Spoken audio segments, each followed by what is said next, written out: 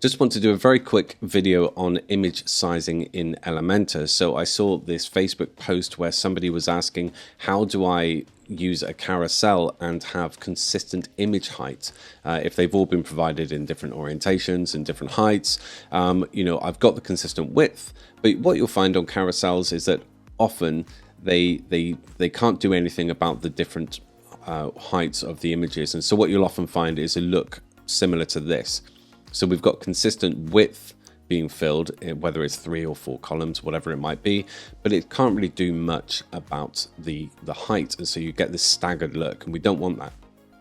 Now, the first thing I would say is that this Facebook post was requesting help for carousels, and I'm going to give you the solution to get consistent image heights whether you're building the columns manually into your page or you'd like to use them in carousels. But for the carousel solution, you need to take this template into loop templates and use a custom post type. So check out my video on custom post types and loop templates. You can build out testimonials or team profiles, and I will add more videos on those. But yeah, for the use of carousels, stop using carousel widgets and check out my custom post type and loop templates videos. Okay, so once you've done that, or whether you're at the page and you'd like to manually build out some columns and get some consistent image height, we're going to look at how to do that. Okay, so here we have a typical, let's say we're building it manually, we have a typical 4-column structure. And the client has provided some images of a really handsome guy, but obviously we can fill them all to 100% width, but they have different heights and we don't want that. So there are different options. The first one I'm going to show you is down on this row here.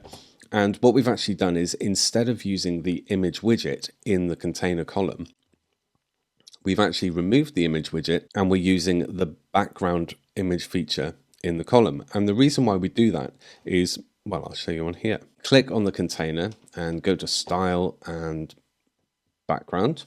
You know the drill. Place the image in there, and you can see that we've now got the container filling out the background. Now, this is good because we can actually then place items on top. That's always a win, especially if you're using this for a loop template. So now I can actually remove this. So we've got no image on the top. And already you can see that it's obviously filling out the entire container just as it would in a hero section. So we can play with the various settings here. We go to the Style tab and we want to position center. We want no repeat, and we're going to set it to cover. So that's looking good already. And should I increase the height of the container for any reason, it's going to fill that up. And the good thing is you can see that that demand is being met by the other columns as well. Here you can see some of the pros and cons, which is that whatever solution you will use, you will end up effectively choosing a slice of the image. It can only use what is there. I always tell clients to submit images in a landscape form because you can do more with it.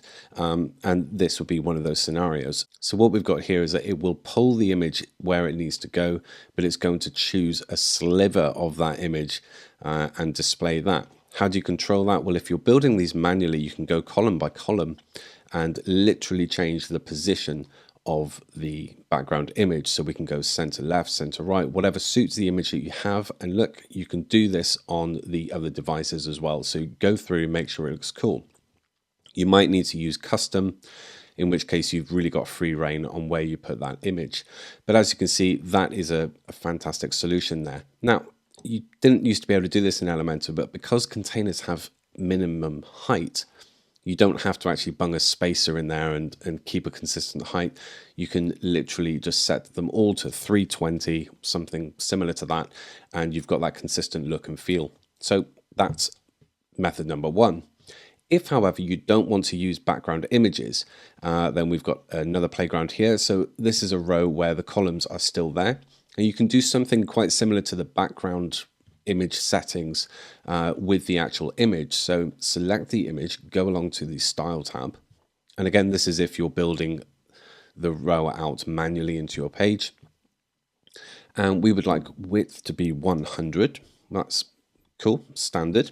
And then we want to fix the height. So percentage doesn't work. It's using a width of 100. And it's almost like, height is percentage of what. If I put in 100, it's just using 100% of the height. So that doesn't work. We do need a pixel value. So decide what you want that to be. So let's say 320. The problem we have is that it's then playing with those dimensions. Look, so if I make that even more obvious, I'm looking slimmer and taller. But that's not what we actually want. So what we need to do, once you add a height value, you get object fit appear. And so you need to select on that and go to cover. That would work. And then we can position. Now the downside of this one is that we don't have this custom value, which was so helpful with the background option up at the top here. So we could move that pixel by pixel if we wanted to.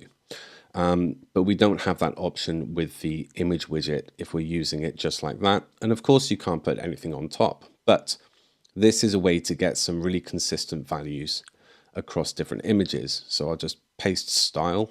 Look at that, that works. There we go. So that one doesn't work so much. So I could move that around. Maybe center would work all right with that one. And there we go. Okay, so once you've chosen which method you'd like to use, obviously you are free to go and build out a loop template using that technique. I'm going to use the background technique. I really do favor that. I think it gives more possibilities and options. I like it, and I can even bung a name there or anything. So that is how you would achieve a consistent width and height value. Again, whether you're building this out manually in columns, you're going to give one value, one setting, and it's going to do its best for each image. If you're taking that into a loop template, again, see my CPT and loop template video. You're going to want to choose one of these methods, and then you'll have some really consistent images, both in width and height values, which obviously looks a lot better. Okay, I hope that helped you. Like, subscribe, and I'll see you in another video. Bye-bye.